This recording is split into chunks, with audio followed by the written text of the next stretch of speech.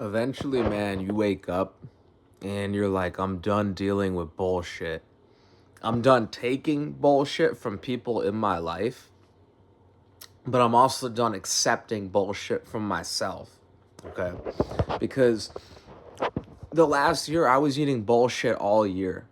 I was eating bullshit all year. And when I was eating shitty food, I noticed I had more patience for other people's bullshit around me.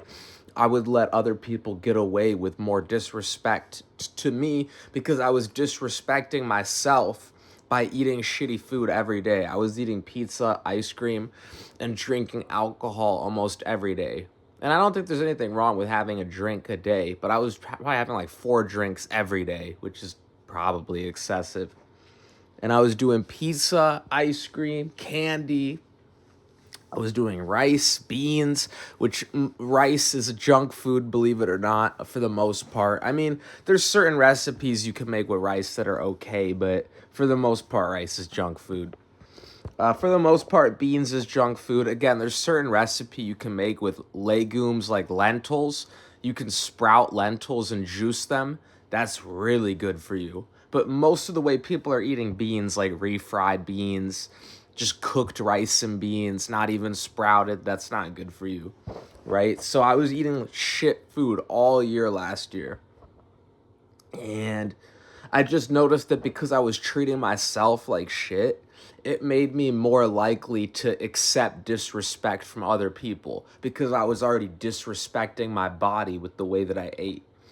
What I'm trying to say is this year, I'm done with that shit. I don't want to take disrespect from anyone, not myself, not from the women I'm dealing with, not from my guy friends, not even from my parents. My own parents know not to cross me the wrong way these days. And thankfully, as of lately, they have been more supportive because I grew up in a very abusive household and I don't want to talk about it because it caused me real life health issues. I lost teeth.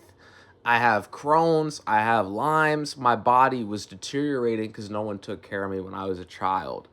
And as I get older, I'm 25 now, I realize I have to take care of myself because no one's here to take care of me. And that's how it's always been since the day I was born.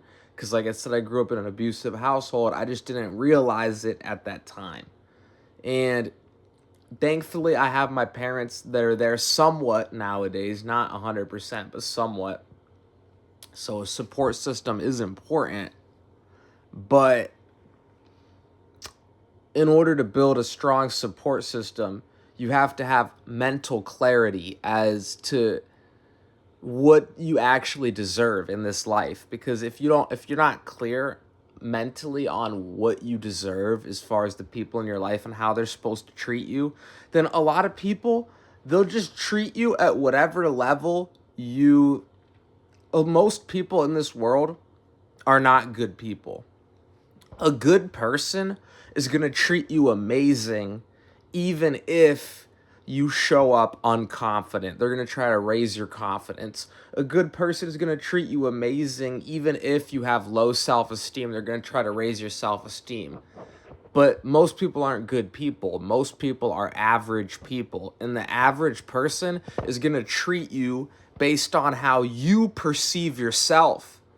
So if you go to on a date with the girl and you perceive yourself as low value, most of the time the woman's gonna treat you the same way. She's just gonna reject you and not want to go on a second date. Or if you've been friends with a woman for a while, women leave guys that they've been in love with for years at a time. Women cheat on guys that they've been in love with for years at a time. So even if you've known the woman for a while and you've already had sex with her, the woman's feelings can change like that at any given moment. So one day, you might go to her house feeling confident. That day, she wants to have sex with you. That day, she wants to hook up with you. Another day, you might go to her house and you might not feel confident. You might feel like shit. A good woman will try to uplift you and still want to have sex with you because she knows that normal people have ups and downs. But the average woman, if you go to her house feeling unconfident, that energy is gonna project onto her, and it's gonna make her uncomfortable, and she might not treat you the same. You know, she might start asking you for money out of the blue that you don't have, and you're thinking, "Why are you asking me for money? I thought our relationship was based off of love and not transactions." It's because that she can sense that there's weakness in you, and so a lot of women think, "Oh, how much money can I get out of my guy? He's simping over me. He doesn't have his own self-esteem. He's relying on me for emotional validation because his self-esteem is low. So how can I take advantage of that and get money out of him?" That's one thing that a lot of women will do. So a lot of women, when you're at your low point, they will step on your neck, kick you down even deeper, and take advantage of you and try to suck money, resources, time, and emotional energy out of you. "Oh, I'll have sex with you next week. I'm sorry, I'm not feeling it this week, honey, but can I have $70?" Dude, I know one of my friends, his mom died, right? Rest in peace to her. That's fucking tragic. I feel really bad about it. But his mom died, and he got $50,000. He gave all of it to one of my girlfriends. I say girlfriend because technically me and her are just friends. We're not in an actual committed relationship, but we've had sex and we've hooked up and we make out almost every time I go over to her house. She offers me a blowjob. We've literally had sex on camera. I do OnlyFans. If anyone wants my link, hit me up. And this woman's been telling him that she's been celibate this whole time, but yet she's been hooking up with me. And he gave her $50,000 in money from his inheritance. That was his entire inheritance, which is like nothing. That's barely anything. If I inherited 50,000, the first thing I would do is try to buy a plot of land or a car or something I can use to make money because my mom's dead now. I have no support. Like, I would be like, fuck, dude, I gotta buy something to support myself, like a car, or I gotta put down a year's worth of rent somewhere. I can't spend that 50K on some chick. Otherwise, I could end up homeless. Because now, once the 50K is gone, my mom's no longer there to support me. You know, thankfully my mom is still alive, which I'm super, super, super, super grateful for. But this guy's mom was dead, and he spent all 50K on one of my female friends that I was hooking up with, and she wasn't hooking up with him, and she lied to him and told him that she was celibate. Okay? And she's told me that she's also celibate, and I'm the only one that she's hooked up with. I don't believe her. I mean, actually, no, I do kind of believe her because, I don't know. I do kind of believe her, but I don't 100% believe her. I believe her like 50%. I think it might be true, it might not be true. It's like the flip of a coin. The reason why I half believe her is because if she's hanging out with this guy every day, and I've asked the guy, they haven't been having sex lately. He came over to my house and we smoked in my backyard the other day. We smoked some weed, got high together. I asked him like, "Oh, hey, have you hooked up with her?" He said no. And he's been with her like every day that I haven't been with her. So she might be telling me the truth. I might be the only guy she's hooking up with. And if that's the case, just think about the fact that I haven't spent a single dollar on her and she's hooking up with me. But my friend has spent over 50K on her and she hasn't hooked up with him yet. And he wants to be with her long term. My theory is that she senses his weakness. Well, she doesn't even have to sense it. She's seen it firsthand. She got all of his money without even having to give him sex. It's not even, oh, she senses his weakness. It's not even something that she has to sense. She's blatantly just making it obvious that he's emotionally dependent on her to the point where he can't even hold on to his own money. He just has to give it all to her because he's emotionally dependent on her and he's afraid that he might lose her. See, me, I'm not afraid that I might lose her. I don't care if she wants to date another guy or not. Why? Because I have such a high self-esteem that I know I'm the best option.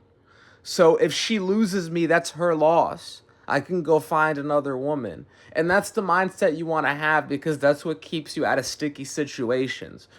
Your money is your money. If a woman really likes you, she will want to get with you without having to drain your wallet. And it's the same thing for you women out there. Believe it or not, I've seen cases where men have used women that I love for money. One of my female friends has her own business and her own place. And when she divorced this guy that was a bum, he was like some homeless guy, he ended up taking like half her money in court from alimony. Yes, that's right. Women, you guys can pay alimony too if you marry a guy that is a bum, homeless, has none of his own stuff. The court can make you pay him as well. So this message applies to women too. I'm not just talking to men saying, "Oh, men, be stingy." No, don't be stingy. If you love someone and someone's hooking up with you regularly and they're giving you great sex, great memories, you could tell that they actually like you before you hand them money. The first, 3 dates, maybe it's just a walk in the park, Netflix and chill. Maybe you make her dinner at home, but you give her something that you were making yourself anyways, so it doesn't cost that much extra. Okay, 3 dates. She's been hooking up with you. She's been texting you back consistently. She's been hanging out with you every day. She doesn't go disappear for a week. You don't even know where she is. She's probably fucking some other dude in the club and then come back. No, none of that shit. She's actually there consistently day after day. If you want to spend some money on someone like that that's actually there for you, go crazy. Go crazy. I'm not saying to be stingy. Support those that are supporting you. But if it's one-sided, that's low self-esteem, in my opinion. If it's one-sided, that is low. That's accepting disrespect. You're letting someone take from you, and you're not asking for anything in return. And so they learn, oh, this person's an unlimited resource. I can just take. And then the minute you no longer have that $70 to give them that day, your woman starts freaking out like, what? Why can't you support me? You're a man. You're supposed to provide, which is bullshit, by the way. The female lions hunt for the male lions in nature. So men and women are supposed to be working together to create heaven on earth. It's not supposed to be like the man provides everything. And it's not supposed to be the woman providing everything either. Again, I've seen relationships where it's the woman that provides everything. I've seen that way more than you guys would believe. Or maybe you guys would believe it, because maybe you guys have been out in the real world too. See, a lot of people live in this fake fantasy world in their brain, like, oh, men are supposed to be providers and women are supposed to be submissive. But if you've ever been out in the real world, you'll realize half of the time it's the man that's submissive. And the other, because half of the time the woman is dominating the man. The man's like, I'm afraid to lose her. She's the love of my life. I'll do anything for her. And the woman's just like, serve me, peasant. Serve me. Give me more money. Feed me grapes. Fan me. So I'm just saying, like, half the time it's the man that's submissive. So a lot of people live in this fake fantasy world in their brain, like, oh, women are submissive and men are dominant and men are providers and women are supposed to be provided for. Half of the time, the woman's the provider and the man's the bum in the relationship.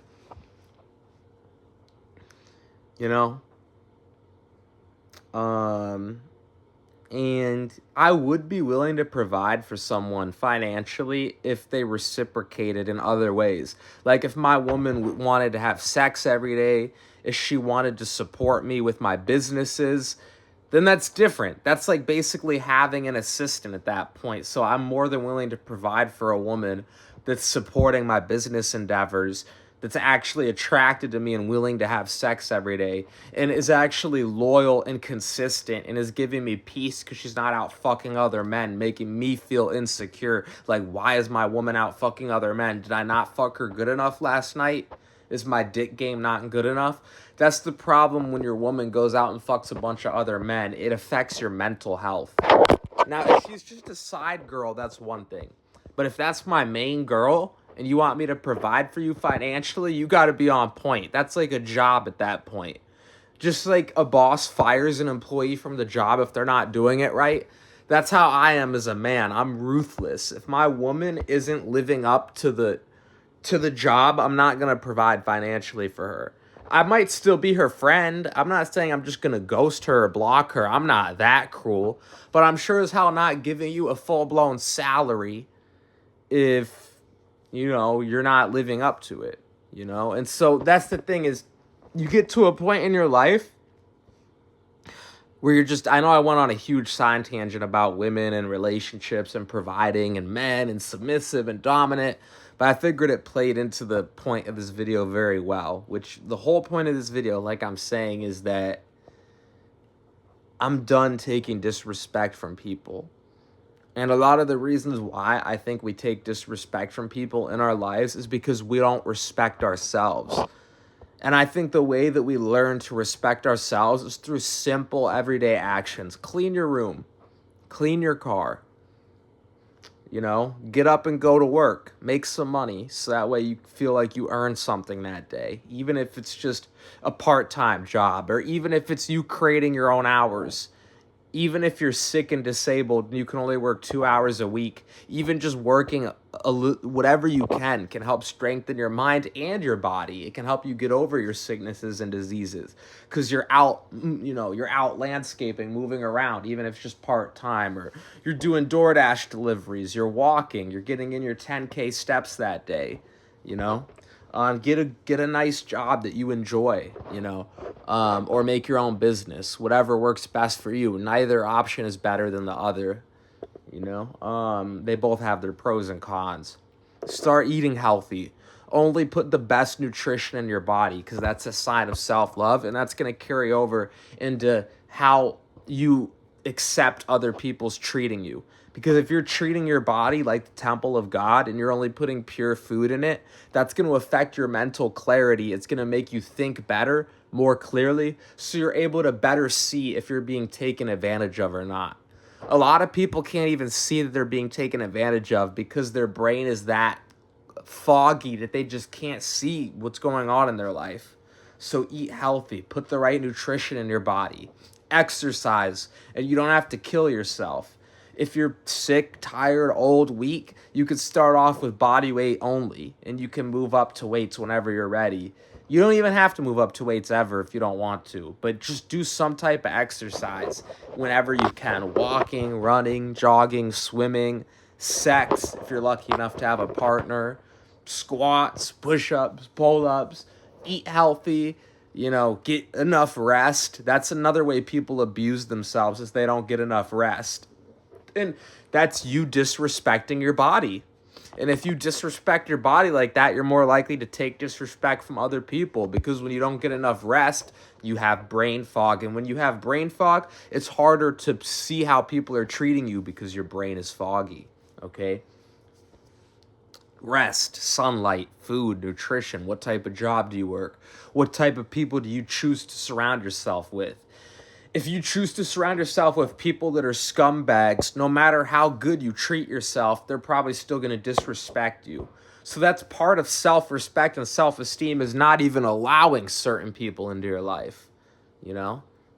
So yeah, this video's almost hit 20 minutes. I don't want to run out of phone storage because I want to be able to upload this cleanly in one part. But yeah, guys, I'm trying to be consistent with the YouTube. I'm trying to grow this channel. I want to start doing this for a living instead of what I'm doing now because what I'm doing now is not supporting me in the way that I need it to. So please rate, comment, and subscribe if you enjoyed. I super greatly appreciate it. Let me know what you guys want to see more of on this channel. This isn't just my channel. This is your guys' channel as well. I love you guys.